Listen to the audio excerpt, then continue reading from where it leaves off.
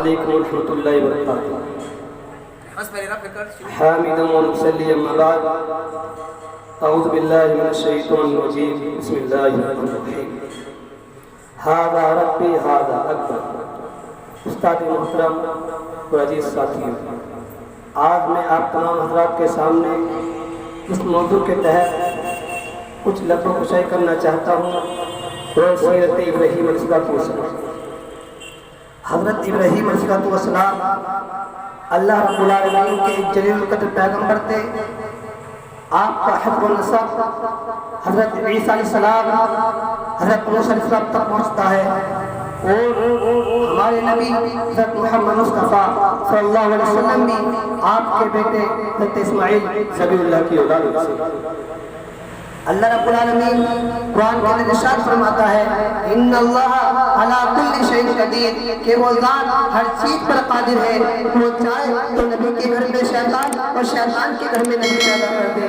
مثال کے طور پر اللہ رب العالمین نے سب سے پہلے رسول حضرت نوح کو بنایا تھا، لیکن آپ کا بیٹا کنعان جو پرست تھا، اللہ کا نافرمان بندہ تھا، اب اسی طرح سے اللہ کے پیارے نبی حضرت ابراہیم علیہ السلام اللہ کے دوست تھے، لیکن آپ کا باپ آزر اللہ کا نافرمان، اللہ کا دشمن۔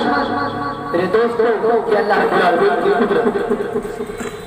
ابراہیم علیہ السلام نے جب آگے کوئی گھر کے ماحول کو دیکھا کہ ان کا باپ اپنے ہاتھوں سے مٹیاں بناتا ہے، اپنے ہاتھوں سے مورتیاں بناتا ہے، ان کی تراش تراش کرتا ہے، پھر بازار میں لے جا کر فروخت کر دیتا ہے۔ لوگ اس کو خریدتے ہیں، ان بتوں کو خدا سمجھتے ہیں، ان کے سامنے ماتھا ٹیکتے ہیں، اولاد مانگتے ہیں اور اپنی پریشانیوں کو ان کے سامنے رکھتے ہیں۔ ابراہیم علیہ السلام نے جب آنکھیں کھولی تو ان کو یہ معاملہ بڑا عجیب لگتا تھا کہ میرے باپ اور سارے کے سارے لوگ کس قدر گمراہی میں مبتلا ہے۔ آنکھیں تو ہیں لیکن آنکھوں کی بینائی سے محروم ہے، عقل و شعور تو ہے لیکن کتنے بے شعور ہیں کہ عقلوں سے کمزوروں کے تشخیص میں لگے ہوئے ہیں، جو بیچارے اتنے کمزور ہیں کہ اگر مکی بیٹھ جائے تو مکی کو بھی نہیں اڑا سکتے۔ حضرت ابراہیم علیہ السلام نے اپنے باپ آزر کو سمجھایا اور قوم کے لوگوں کو نصیحت کی، لیکن آپ کا باپ آزر اور قوم کی لوگوں نے آپ کی بات کو نہ مانا اور انکار کر دیا۔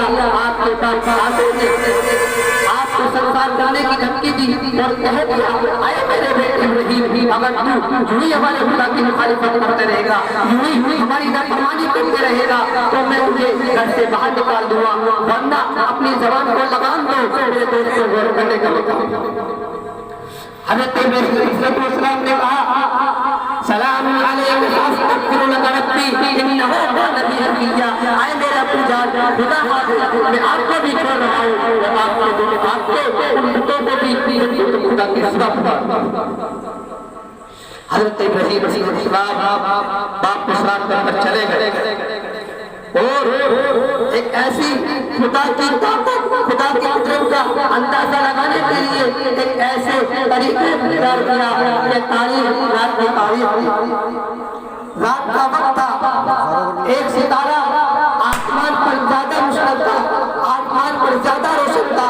حضرت ابراہیم کی نگاہ اس ستارے پر پڑتی ہے تو کیا دیکھتے ہیں؟ ھذا ربی، یہ میرا رب ہے۔ لیکن جب صبح کا وقت قریب آتا ہے، وہ ستارہ بھی ڈوب جاتا ہے تو فرماتے ہیں لا احب الآفلین، کہ میں ڈوبنے والے کو پسند نہیں کرتا۔ آپ صبح کا وقت قریب ہوا، فجر کا وقت قریب ہوا، چاندنی چاروں طرف چمکی ہوئی ہے، آسمان چمک رہا ہے، آپ کی نگاہ چاند پر پڑتی ہے، اسے دیکھ کر کہتے ہیں ھذا ربی، یہ میرا رب ہے۔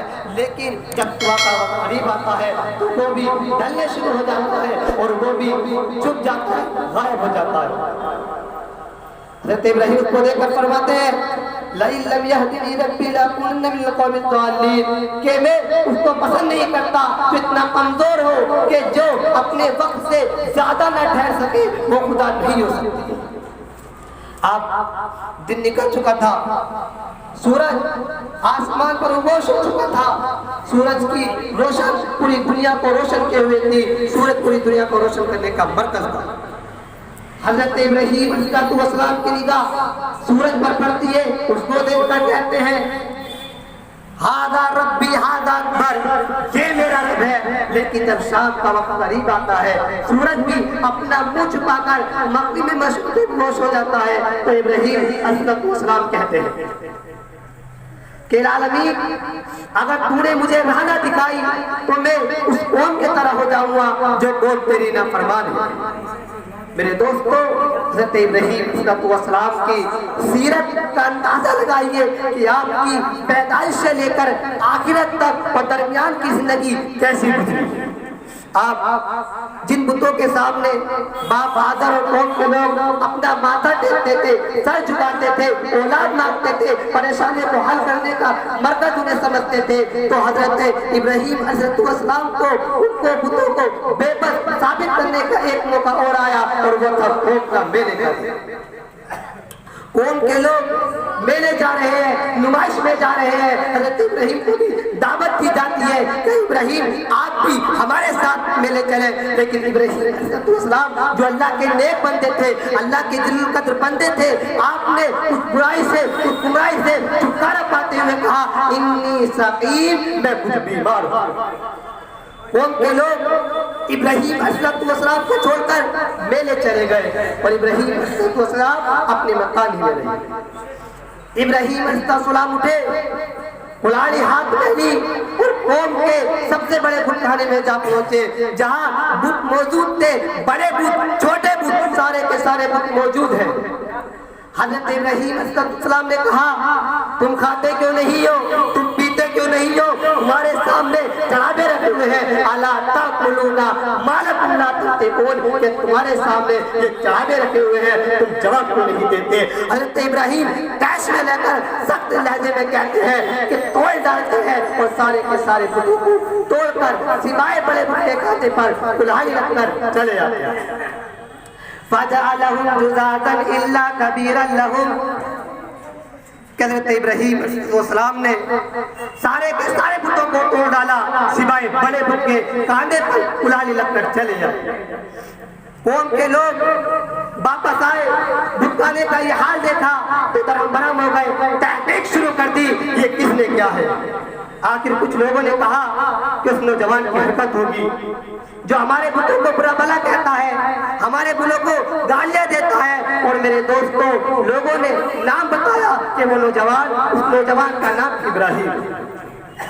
یہ بات حضرت نمرود تک پہنچی، بادشاہ نمرود تک پہنچی۔ بادشاہ نے ابراہیم کو بلایا کہ ابراہیم کیا تم نے یہ ہمارے بتوں کے ساتھ یہ کیا ہے۔ حضرت ابراہیم سے جس وقت یہ سوال ہو رہا تھا تو قوم کا ایک بڑا مجمع، مذہبی پیشوا، امام، قائم کھڑے ہوئے تھے، سارے کے سارے کے کان حضرت ابراہیم کی جواب کی طرف۔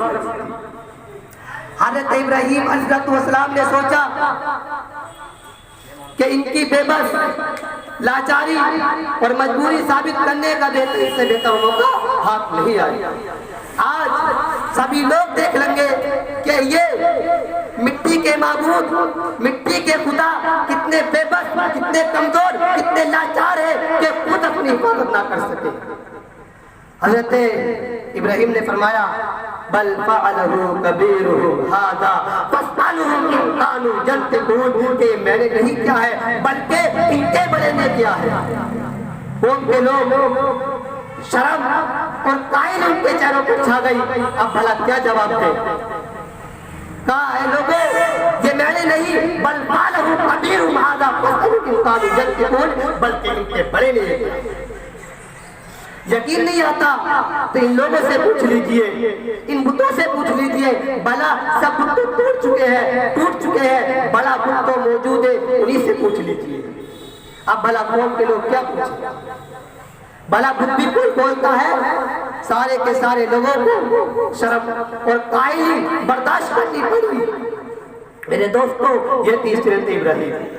آئیے میں اپنی تقریر کو ختم کرتا ہوں اور دعا کرتا ہوں العالمین سے، العالمین ہمیں بھی توحید پر پختہ رہنے کی توفیق عطا فرما، آمین، اور شرک و بدعت سے محفوظ رکھ، آمین، یا تقبل یا رب العالمین۔ السلام علیکم۔